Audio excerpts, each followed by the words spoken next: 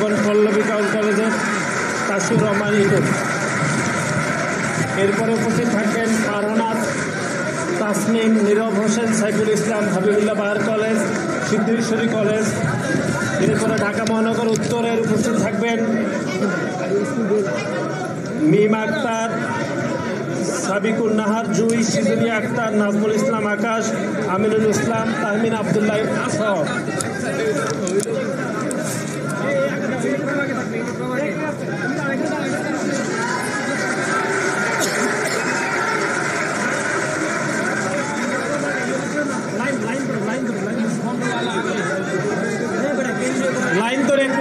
Line করে যাওয়ার জন্য আমরা বিনীত অনুরোধ করছি। ক্যামেরা যেগুলো একটু সামনে চলে আসছেন ভাইদেরকে অনুরোধ করবো যে পিছনে আমাদের সাংবাদিক বাইরে রয়েছে, ওনাদের কাজের একটু বিঘ্ন হচ্ছে।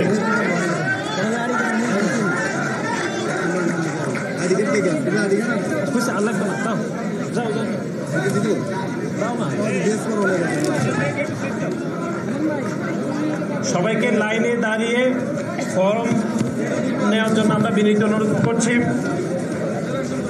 আমাদের বাংলাদেশ জাতীয়তাবাদী দলের সংগ্রামী মহাসচিব জনাব মির্জা ফখরুল ইসলাম আলমগীর স্যার, বাংলাদেশ জাতীয়তাবাদী দল বিএনপির ছাত্র বিষয়ক সম্পাদক জনাব রকিবুল ইসলাম বকুল, বাংলাদেশ জাতীয়তাবাদী ছাত্র দল কেন্দ্রীয় সংসদের বিপ্লবী সভাপতি জনাব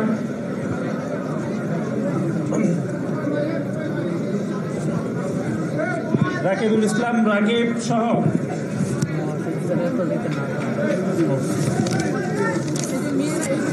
আচ্ছা ঠিক আছে।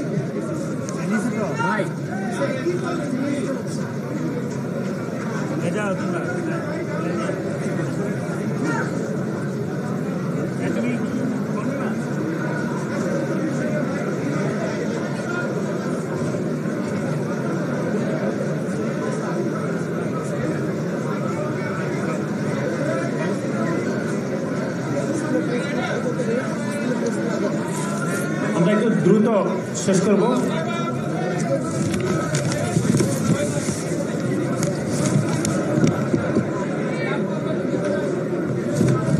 আমাদের যে সকল সাংবাদিক ভাইরা রয়েছেন তাদের কাজের সুবিধার্থে যেই সকল ক্যামেরা একটু সামনে চলে আসছেন তাদেরকে পিছনের ক্যামেরাগুলোকে কাজের পরিবেশ তৈরি করে দেওয়ার জন্য আমরা বিনীত অনুরোধ করছি।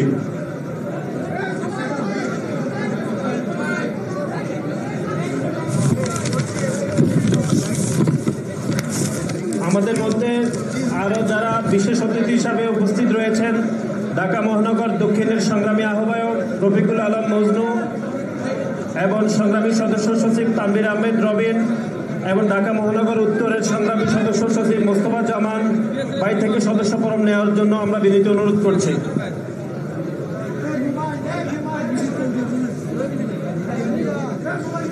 যারা ফরম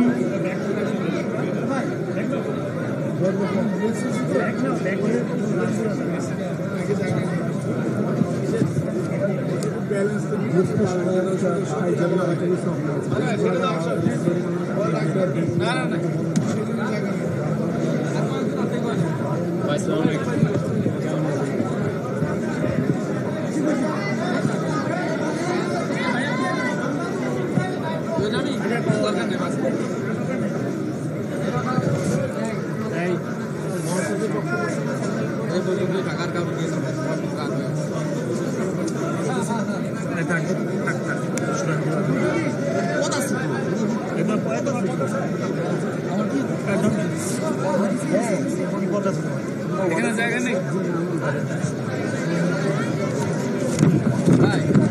পড়ে যাই।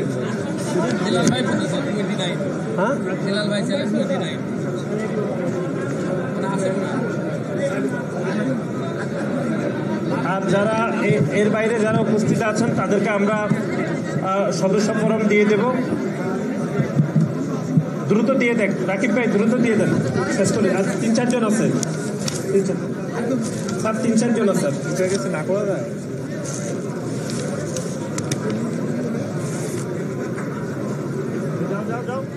যাও তুমি সামনে যাও।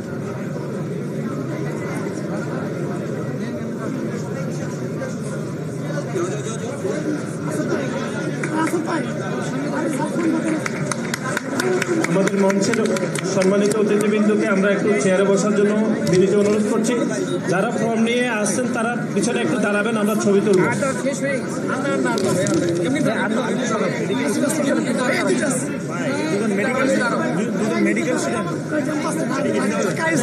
আমরা ছবি উঠেছি। এই হান্নান বসো, এই আকরাম বসো না।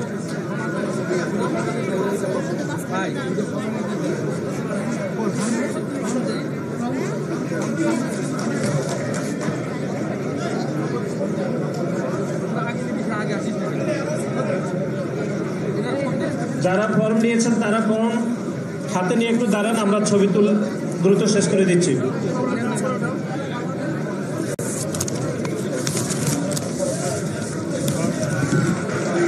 যারা ফর্ম নিয়েছেন বাংলাদেশ জাতীয়তাবাদী ছাত্রদল পরিবারের পক্ষ থেকে আপনাদের সবাইকে আমরা অভিনন্দন জানাচ্ছি।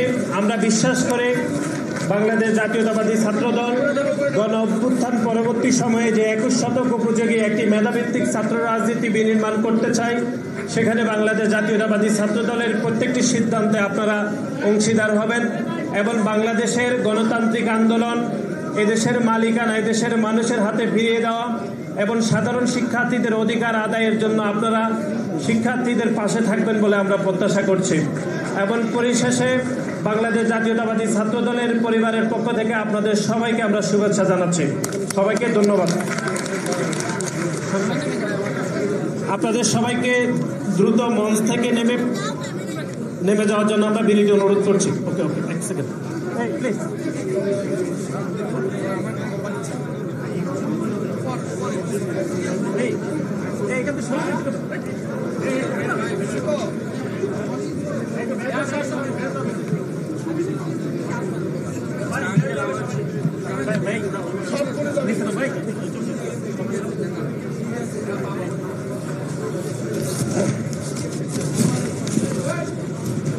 আপনারা জানেন যে গতকাল খুলনা প্রকৌশলী বিশ্ববিদ্যালয়ে যে একটি উদ্ভূত পরিস্থিতি তৈরি হয়েছে, বাংলাদেশ জাতীয়তাবাদী ছাত্রদল আজকে বিকাল 4টায় ঢাকা বিশ্ববিদ্যালয়ের টিএসসি প্রাঙ্গণে আমরা বাংলাদেশ জাতীয়তাবাদী ছাত্রদলের অবস্থান ব্যাখ্যা করব।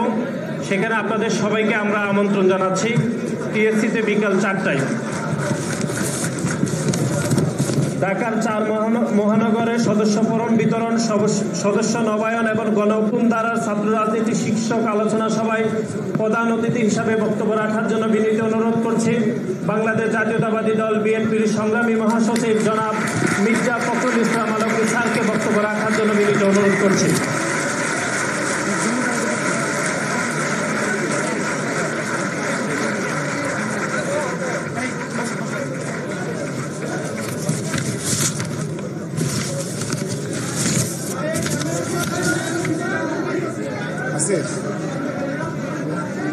বিসমিল্লাহির রহমানির রহিম।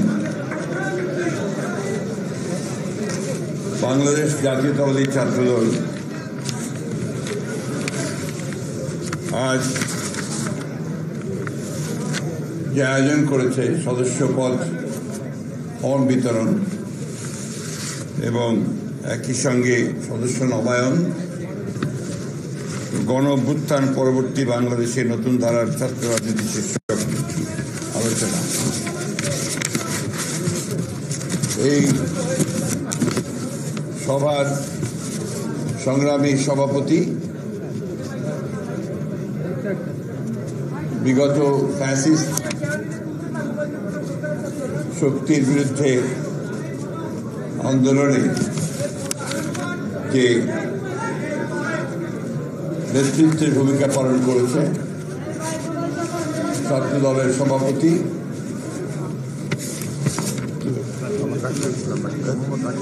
মোহাম্মদ রাকিবুল ইসলাম রাকিব, আজকে এখানে উপস্থিত আছেন বিএনপির ছাত্র বিষয়ক সম্পাদক যারা রফিকুল আলম বকুল, ছাত্র দলের সাধারণ সম্পাদক নাসির উদ্দিন নাসির, ঢাকা মহানগর দক্ষিণের সভাপতি জনাব রফিকুল আলম মজনু,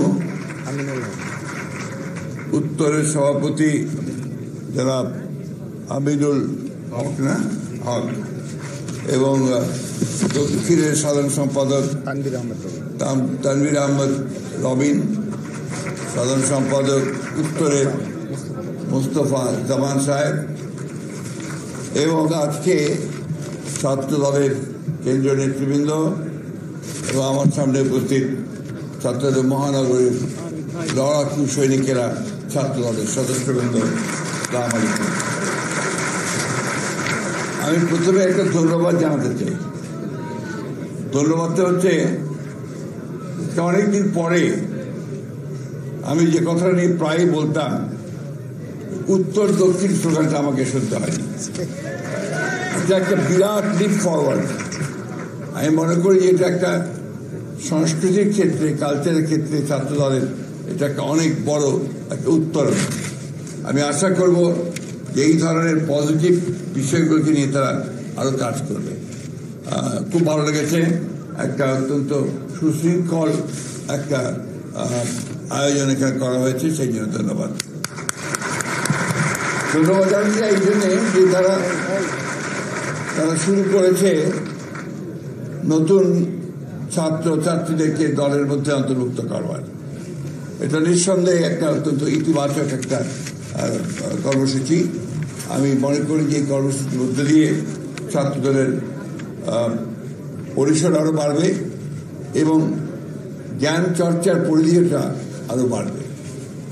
যে কথাটা আগেই বলে দিতে চাই যে বাংলাদেশের ছাত্র রাজনীতির ক্ষেত্রে একই সঙ্গে বাংলাদেশের নির্মাণের ক্ষেত্রে একটা বিশাল ভূমিকা পালন করেছে সবসময়।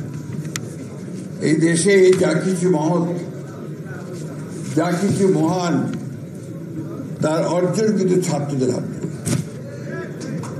সেই 1952 সালের ভাষা আন্দোলন থেকে শুরু করে, যা 21 ফেব্রুয়ারি কয়েকদিন পরেই শুরু করে সর্বশেষ এই ফ্যাসিস্ট বিরোধী আন্দোলনের যে বিজয়, সবকিছুই কিন্তু সম্ভব হয়েছে এই ছাত্রদের অগ্রণী ভূমিকা পালন করবার জন্য। আমাদের সব মিটিংয়ের মধ্যে, বক্তব্যের মধ্যে আমি প্রায় বলতাম যে কোথায় ছেলেরা, কোথায় সেই তরুণেরা যারা বাংলাদেশের পরিবর্তন করে এনেছে, যারা বাংলাদেশের জন্য তাদের প্রাণ বিসর্জন দিয়েছে, যারা ভ্যানগার্ডের ভূমিকা পালন করেছে। আমার সেই স্বপ্ন, সেই ডাক সফল হয়েছে। আমি দেখেছি তারা সেই ফ্যাসিস্টকে হটিয়ে দিয়ে একটা নতুন সূর্য সামনের দিকে নিয়ে এসেছে। এবং এই আন্দোলনে ছাত্রদলের ভূমিকা নিঃসন্দেহে স্বর্ণাক্ষরে লেখা থাকবে। কারণ প্রথম থেকেই যখন আমরা এই আন্দোলন শুরু করি, সেই বহু 15 বছর আগে থেকে, তখন থেকেই কিন্তু ছাত্রদল তার ভূমিকা রাখছে। আর এই শেষ সময়ে শুধু 36 দিনে তার ফ্যাসিস্টটা উঠে যায়নি, 15 বছরের আন্দোলনে, ত্যাগে, রক্তে কিন্তু ফ্যাসিস্টদেরকে হারতে হয়েছে। হ্যাঁ, অবশ্যই এই 36 দিন ছিল একটা চূড়ান্ত যে আন্দোলন, সেই আন্দোলনের শেষ পর্যায়ে। সেই পর্যায়ে নিঃসন্দেহে আমাদের ছেলেরা তাদের অবদান রেখেছে। আমরা কি হিসাব দেখেছি আমাদের? সেই হিসাবে দেখেছি যে এই প্রায় 2000 ছেলে যারা শহীদ হয়েছে, তাদের মধ্যে প্রায় 800 ছেলে আমাদের ছাত্র দলের ছেলেরা রয়েছে। আমি আমার ঠাকুরগাঁ জেলার কথা বলতে পারি, 9 জন যে শহীদ হয়েছে, সেই 9 জনের মধ্যে 7 জনই হচ্ছে আমার ছাত্র দলের ছেলে। তাই এই কথা যারা বলেন যে ছাত্র দলের কোনো ভূমিকা ছিল না, বিএনপির কোনো ভূমিকা ছিল না, আমার মনে হয় তাদের সঠিকভাবে উপলব্ধি করা দরকার, তথ্যগুলো নেওয়া দরকার, তারপরে সে কথা বললে সেটা ভালো হবে। আজকে একটা অত্যন্ত ক্রান্তিকালে আমরা কিন্তু বাস করছি এখন, এবং এই ক্রান্তিকালটা হচ্ছে যে একটা ভয়াবহ একটা ফ্যাসিবাদী অবস্থান থেকে, একটা শাসন থেকে আমরা একটা গণতান্ত্রিক শাসনে যাওয়ার জন্য একেবারে তৈরি হয়ে আছে। গোটা দেশের মানুষ এখন সেইটাই চায় যে অতি দ্রুত যেন তারা একটা গণতান্ত্রিক পরিবেশে ফিরে যেতে পারে। কিন্তু এখন পর্যন্ত 7 মাস আমরা সেই জায়গায় যেতে পারিনি, কারণ আমরা দেখছি যে নতুন সরকার, অন্তর্বর্তীকালীন সরকার, আমরা তাকে সমর্থন দিয়েছি। তারা চেষ্টা করছেন অতি দ্রুত কিছু কাজ শেষ করে এই নির্বাচনের দিকে যাওয়ার। কিন্তু এর মধ্যেই কতগুলো সন্দেহের সৃষ্টি হয়েছে মানুষের মধ্যে। সেই সন্দেহটা হচ্ছে যে আদৌ নির্বাচনটা এরা আন্তরিক কিনা। কারণ আছে এই সন্দেহ সৃষ্টি হওয়ার। তার মধ্যে গতকালই একটা খবর বেরিয়েছে, নিশ্চয়ই আপনারা দেখেছেন, যে স্থানীয় সরকার উপদেষ্টা যিনি আছেন তিনি বলেছেন ফ্যাসিস্টদের লোকেরা যদি কেউ মাপ চেয়ে নির্বাচনে অংশ নিতে চায় তাহলে তারা অংশ নিতে পারবে। এটা কি আপনারা মেনে নেবেন? তোমরা এটা মানবে? এর থেকে এটাই প্রমাণিত হয়েছে যে তারা এখন তাদের নিজেদের স্বার্থে ওই ফ্যাসিস্টদেরকেও তারা জায়গা দিতে চায়। আমি কথাটা এই জন্যই তুললাম, যেটা অনেককেই দেখলাম, আমি আপনারা ঠিক খেয়াল করেননি। এই কথাটা কালকে স্থানীয় সরকার উপদেষ্টা বলেছেন, which is dangerous। তার মানে কি আমরা এটা মনে করব যে তারা সরকারের থেকে তাদের দল গোছানোর জন্য তারা বিভিন্ন রকম কৌশল নিচ্ছেন? সেই কৌশল নিলে তো আমরা তা হতে দেব না, এই দেশের মানুষ তা হতে দেবে না। আমরা সেই খুব পরিষ্কার করে বলছি, অবশ্যই নতুন যে কোনো রাজনৈতিক দলকে আমরা স্বাগত জানাবো। ছাত্র সংগঠন ইতিমধ্যে করেছেন, আমরা স্বাগত জানাচ্ছি। যখনই দল তৈরি করবেন স্বাগত জানাবো। তার অর্থ এই নয় যে আপনারা সরকারে বসে সরকারের সমস্ত সুযোগ সুবিধা নিয়ে আপনারা আপনাদের দল গঠন করবেন, এটা কখনোই মেনে নেওয়া হবে না। আমি আবারও বলতে চাই অন্তর্বর্তীকালীন সরকারকে এবং সরকার প্রধানকে যে আপনি অবিলম্বে এই বিষয়গুলো ব্যবস্থা নিন, তা নাহলে জনগণের যে আস্থা আপনাদের উপরে আছে সে আস্থাও আপনাদের উপরে আর থাকবে না। আমি যখন প্রথম বলেছিলাম যে যদি এই অন্তর্বর্তী সরকারের কেউ নিরপেক্ষতা হারায় তাহলে আরেকটি নিরপেক্ষ সরকারের প্রয়োজন হবে বলেছিলাম না? কেন বলেছিলাম তা এখন প্রমাণ হচ্ছে। তখন তিনি বলেছিলেন যে আমি নাকি 1-11 দিকে নজর দিচ্ছি। আমরা 1-11 ভুক্তভোগী।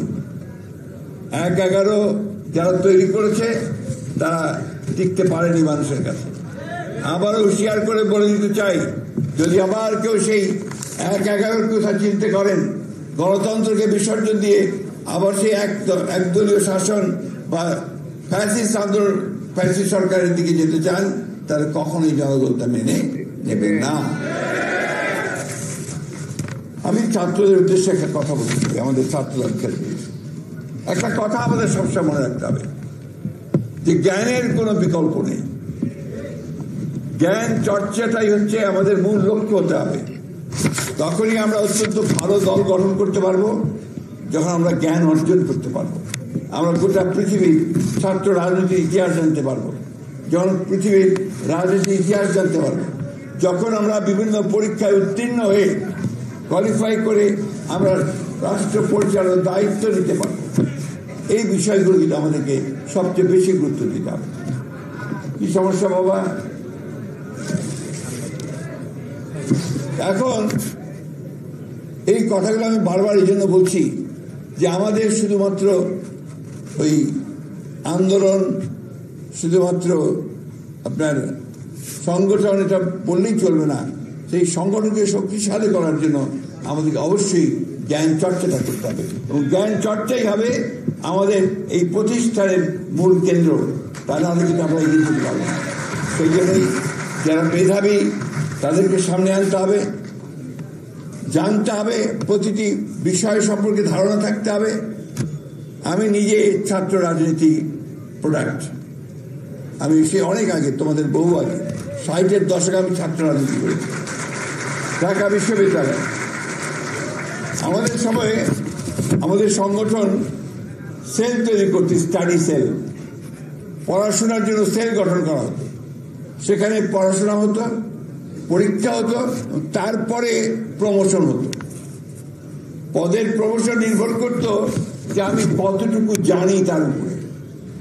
এই বিষয়টা যদি আমরা চালু করতে পারি আমাদের ছাত্রদলের মধ্যে, তাহলে নিঃসন্দেহে ছাত্রদল হবে সবচেয়ে শক্তিশালী সংগঠন। আমি এই অনুরোধ রাখবো, এই ধরনের চিন্তা ভাবনাগুলো নিয়ে আসতে হবে। গোটা পৃথিবী এখন একটা বলা যেতে পারে ট্রানজিশনাল পিরিয়ডে আছে। ডান দিকে যাচ্ছে, বাম আর ডান দিকে যাচ্ছে তারা, অর্থাৎ কিছুটা উগ্রবাদ, কিছুটা জোর করে চাপিয়ে দেওয়া, কিছুটা সাধারণ মানুষকে বাদ দিয়ে শুধুমাত্র মুষ্টিমেয় কিছু লোকের স্বার্থ সিদ্ধি করার জন্য যেন রাষ্ট্রগুলো সেই দিকে যাচ্ছে এবং জনগণও সেই দিকে যাচ্ছে। কারণ সাম্প্রতিককালে যে ভোটগুলো হয়েছে, নির্বাচনগুলো হয়েছে, সেই নির্বাচনে আমরা দেখলাম যেমন এমন ব্যক্তি নির্বাচিত হচ্ছেন যারা ঠিক জনগণের পক্ষে লোক নয়।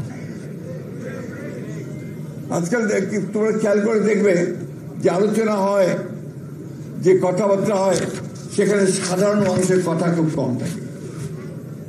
আমাদের দলের প্রতিষ্ঠাতা, যার আদর্শের উপর ভিত্তি করে তোমরা ছাত্র সংগঠন করছো, ছাত্রদল, তিনি কিন্তু পুরোপুরি ভাবে ওই সাধারণ মানুষের মানুষ ছিলেন। তার প্রতিটি কাজে, তার প্রতিটি কথায় ওই সাধারণ মানুষের উন্নতি কি করে হবে, তার আয় কি করে বাড়বে, তার সন্তানেরা কিভাবে ভালো থাকবে, এই যে চিন্তা, এই চিন্তা তিনি করতেন। যার ফলে তিনি যখন গণতন্ত্রে ফেরত আসলেন, সেই ফেরত আসার পরে প্রথম কাজ যে নিয়েছিলেন সেটা হচ্ছে অর্থনৈতিক সংস্কার। এবং অর্থনৈতিক সংস্কারের মধ্যে প্রথম যে কাজটি তিনি করেছিলেন, যে তার আগে বাংলাদেশ ছিল একটা বদ্ধ অর্থনীতি, সমাজতান্ত্রিক অর্থনীতির কথা বলে একটা ভুল ধারণা দিয়ে সমস্ত মানুষের যে মেধা আছে, তার যে নিজেকে বিকশিত করবার যে ক্ষমতা আছে, তার নিজে যে উদ্যোগী হওয়ার যে ক্ষমতা আছে, তার নিজে যে বিনিয়োগ করবার ক্ষমতা আছে, সেটাকে রুদ্ধ করে দেওয়া হয়েছিল। শহীদ প্রেসিডেন্ট জিয়া রহমান সেটাকে পরিবর্তন করে বেসরকারি খাতে বিনিয়োগ, মুক্ত বাজার অর্থনীতি চালু করেছিলেন। ফলে কি হয়েছে, অর্থনীতিতে একটা নতুন ধারার সৃষ্টি হয়েছে, যে ধারার মতো দিয়ে উৎপাদন বৃদ্ধি পেয়েছে, মানুষের আয় বৃদ্ধি পেয়েছে, দেশের অবস্থার পরিবর্তন হয়েছে। কৃষিতে তিনি বিপ্লব ঘটিয়েছিলেন। শেখ মুজিবুর রহমান সাহেবের সময়ে তাদের দুঃশাসনের কারণে দুর্ভিক্ষ হয়েছিল, লক্ষাধিক মানুষ না খেতে পেয়ে মরে গিয়েছিল। অথচ শহীদ প্রেসিডেন্ট জিয়া রহমান সাহেব রাষ্ট্রপতির দায়িত্ব নেওয়ার পরে অতি অল্প সময়ের মধ্যে খাদ্যে উদ্বৃত্ত হয়ে গেলাম আমরা। এটা শুধুমাত্র তার যে বিপ্লবী চিন্তা ছিল, যে কৃষি বিপ্লব, সবুজ বিপ্লব, সেই কৃষি বিপ্লব তিনি সফল করেছিলেন। তিনি নিজে গ্রামে গ্রামে ঘুরতেন, রাস্তায় রাস্তায় চলতেন। এটা ছিল তার খাল খনন কর্মসূচি। আরেকটা কাজ ছিল যেটা দিয়ে তিনি সেই কাজগুলোকে এগিয়ে নিয়ে যেতেন। অর্থাৎ দেশের উন্নয়নের জন্য, মানুষের কল্যাণের জন্য, মানুষের অবস্থার পরিবর্তনের জন্য সেই কাজগুলো তিনি করেছিলেন। শিক্ষা, এই অন্তর্বর্তীকালীন সরকার অনেকগুলো সংস্কার করেছে, সংস্কার কমিশন তৈরি করেছে। শিক্ষার কমিশন নাই, শিক্ষার উন্নয়ন কিভাবে হবে তার কমিশন নাই। আর একটু পানি দিতে হবে। সবচেয়ে বেশি ক্ষতিগ্রস্ত যদি কোনো খাত হয়ে থাকে তো হচ্ছে শিক্ষা খাত। তোমরা ভালো বলতে পারবে আমার চেয়ে।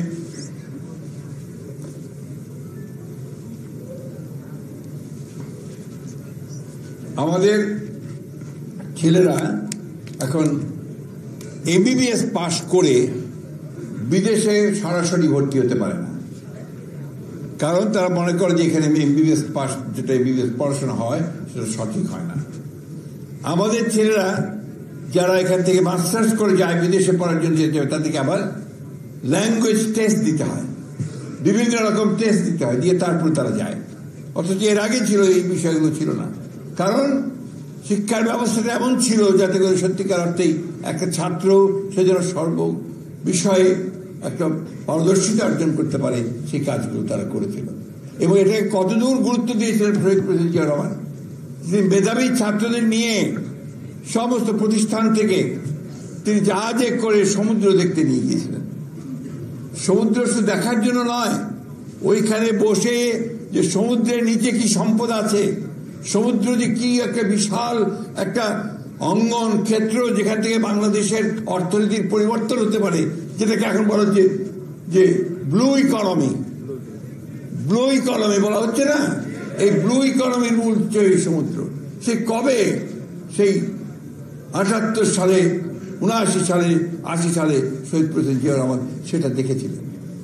এই জন্যই তাকে আমরা বলি যে ক্ষণজন্মা একজন নেতা, যিনি ভবিষ্যৎ দায়িত্ব। আজকে আমি ছাত্রদলকে বলবো, আমি আমাদের ভারপ্রাপ্ত চেয়ারম্যান তারেক রহমান সবকে বলবো, উনিও চেষ্টা করেছেন এর আগে অনেকবার, বিভিন্নভাবে অনেক যে কক্সবাজার নিয়ে গেলেন একবার বহু আগে, সেখানে তিনি ছাত্রদলকে নিয়ে বসেছিলেন। আমরা বলবো যে উনি যে দেশে ফিরে আসবেন যখন, তিনিও নিশ্চয়ই যখন দায়িত্বপ্রাপ্ত হবেন, তিনিও আমাদের মেধাবী ছাত্রদেরকে সঙ্গে নিয়ে এই ধরনের কর্মসূচি নেবেন। এই কথা একটা কথা আমি তোমাদেরকে বলতে চাই, তোমাদের উপরে আমাদের ভারপ্রাপ্ত চেয়ারম্যান কিন্তু অনেক আস্থা রাখেন এই জন্যে যে তোমরা হচ্ছে ভবিষ্যৎ, তোমরা হচ্ছে রিক্রুটিং গ্রাউন্ড।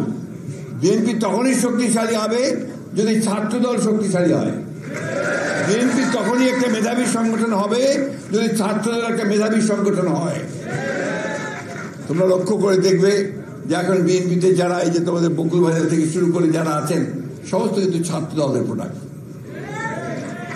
আমি নই, কিন্তু আমি ছাত্র রাজনীতির প্রোডাক্ট, কারণ তখনও ছাত্রদল তৈরি হয়নি। আমি যখন ছাত্র, তখন তো পাকিস্তান আমলে, আমি তখন ছাত্রদল তারা অনেক পরে তৈরি হয়েছে, বাংলাদেশ স্বাধীন হয়েছে অনেক পরে, আমরা যুদ্ধ করেছি। একটা কথা, আমি শেষ কথা তোমাদের বক্তব্য দীর্ঘ করবো না। এই লড়াইটা আমাদের কিন্তু এখন একটা অত্যন্ত একটা ক্রান্তিকালের লড়াই এসে দাঁড়িয়েছে। এই লড়াইয়ে আমাদের সবচেয়ে বেশি প্রয়োজন ধৈর্য, টলারেন্স এবং মেধার চর্চা করা। আর একটা বিষয় যেটা আমি সবসময় বলি, যে যুদ্ধটা কিন্তু অন্য জায়গায় চলে গেছে।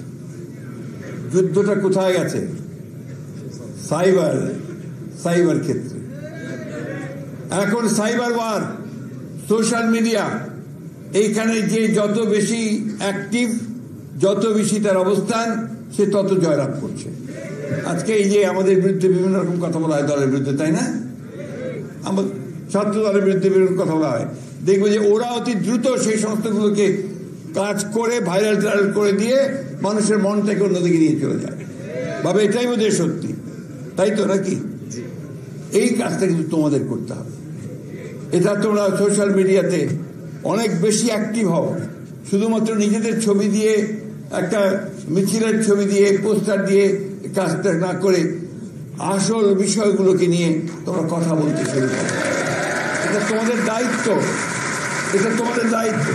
আমরা যারা বয়স্ক মানুষ, আমরা বিএনপি করি, আমরা সবাই এটা ভালো মতো বুঝিও না, কিন্তু তোমরা ওই মোবাইল সেটটা খুব ভালো বোঝো, তাই না? কি বোঝো না? ওইখানে লড়াইটা ওইখানে চালাও। That is the most important place. ওই জায়গায় তোমরা যদি লড়াই করতে পারো, তাহলে তোমাদের বিজয় কেউ ঠেকাতে পারবে না। তাই আমি অনুরোধ করব যে আজকে ছাত্রদল একটা নতুন একটা সুযোগ পেয়েছে নিজেকে নতুন করে তৈরি করবার। আমি শুরুটা খুব ভালো দেখলাম আজকে, সেই বলে আমি বলতে চাচ্ছিলাম যে আমার খুব ভালো লাগছে যে আজকে উত্তর দক্ষিণ স্লোগান হচ্ছে না। এটা আমার জন্য খুব আনন্দের। আমার মনে হয় যে এতদিন যে কথা বলেছি সেটা অন্তত একটা আমি দেখলাম যে ইমপ্লিমেন্টেড হয়েছে। কারণ ছাত্রদল এরা আমার উত্তর দক্ষিণ কি, তাই না? আর আমরা যে স্লোগান দিই মাঝে মাঝে, অমুক ভাই এগিয়ে চলো, আমরা আছি তোমার সাথে, বলি না? এটাও দরকার নাই। আমাদের ভাই একজনই, তারেক রহমান, তাই না? আমাদের নেত্রী একজন, দেশনেত্রী বেগম খালেদা জিয়া। আমাদের দার্শনিক, আমাদের প্রতিষ্ঠাতা একজন, শহীদ প্রেসিডেন্ট জিয়া রহমান। মাঝখানে আর কোনো ভাই চাই নাই, কিন্তু ডিসিপ্লিন আছে। আজকে আমাদের ছাত্রদলের নেতা কি রাসেল এবং অন্যান্য নেতা যারা আছে, তাদেরকে সবসময় মেনে চলতে হবে, সব জায়গায় নেতৃত্ব মানতে হবে, অর্থাৎ একটা সুসংগত রাজনৈতিক দল গড়ে তুলতে হবে। এবং সেটা আমাদের চিন্তার মধ্য দিয়ে, পড়াশোনা করে আমরা বলবো যে কেন আমরা ছাত্রদল করি, পড়াশোনা করে বলবো যে কেন আমরা পরিবর্তন চাই, পড়াশোনা করে আমরা বলবো যে ফ্যাসিস্ট কারা আর আমরা গণতান্ত্রিক কারা, কেন গণতন্ত্রের জন্য সংগ্রাম করছি, লড়াই করছি। এটা আমরা আমাদের মেধা দিয়ে আমরা নিয়ে আসবো। আমি আর বক্তব্য দীর্ঘ করবো না, তোমরা সামনের দিকে এগিয়ে যাও। তোমাদের সামনে এখন নতুন জগৎ, নতুন দিগন্ত। এই দিগন্তে তোমাদের নতুন করে অবস্থান নিতে হবে, তোমাদের ভবিষ্যৎকে তোমাদের তৈরি করতে হবে। ছাত্রদলকে নেতৃত্ব দিতে হবে ছাত্র রাজনীতির ক্ষেত্রে, এটা সবসময় মনে রাখবে। এটা একটা বড় শিক্ষা প্রতিষ্ঠান ভিত্তিক সংগঠন করে তুলতে হবে, শুধু মহল্লা ভিত্তিক সংগঠন করলে হবে না। শিক্ষা প্রতিষ্ঠান ভিত্তিক সংগঠন যদি না করো তাহলে কিন্তু হবে না। ওই শিক্ষা প্রতিষ্ঠানে তোমাকে নেতৃত্ব দিতে হবে, ওই শিক্ষা প্রতিষ্ঠানের সংসদ নির্বাচনে জয়লাভ করতে হবে, ওই শিক্ষা প্রতিষ্ঠানে তুমি সাহিত্য প্রতিযোগিতায় এগিয়ে যাওয়া, এক্সটেম্পোর স্পিচে এগিয়ে যাওয়া, এই বিষয়গুলো না হলে তোমার যে বিকাশটা হবে না। আসো, আমরা ছাত্র দলের নেতৃত্বে সেই জিনিসগুলো দেখতে চাই। যখন তারা এই ধরনের কোনো কর্মসূচি নেবে, আমি মনে করবো যে সেটা জাতির জন্য, আমাদের ভবিষ্যতের জন্য সবচেয়ে বড়। কারণ তোমরাই তো হচ্ছে ভবিষ্যৎ, তোমরা এই দেশের সমস্ত কিছু তৈরি করবে। চাকরিতে বলো, রাজনীতিতে বলো, অর্থনীতিতে বলো, ব্যবসা বাণিজ্য প্রসারের ক্ষেত্রে বলো, তোমাদেরকেই সেই নেতৃত্বটা সামনে নিতে হবে। আমি সব শেষে আবারও ছাত্র দলের যে সাফল্য সেটা কামনা করছি, আর এই প্রত্যাশা করছি যে ছাত্র দল বিএনপিকে নেতৃত্ব দেবে, এইভাবে সে তৈরি হবে, এইভাবে সে নেতৃত্ব তৈরি। এই কথা বলে তোমাদের এই আজকে সফল হোক, মহানগরের ফর্ম বিতরণের সফল হোক, এবং তোমরা অনেক বেশি ছাত্র সংগঠন তৈরি দেওয়া সেটা আশা করি। সব শেষে এই কথা বলে শেষ করতে চাই, আসো আমরা সবাই মিলে, সেই বৃদ্ধ আর তরুণ কিশোর সবাই মিলে আমরা একটা বাসযোগ্য বাসভূমি বাংলাদেশ গড়ে তুলি, যেটা আমাদের ধন্যবাদ সবাইকে। আসসালামু আলাইকুম, খুদা হাফেজ। বাংলাদেশ জিন্দাবাদ, বাংলাদেশ জাতীয় ছাত্র দল।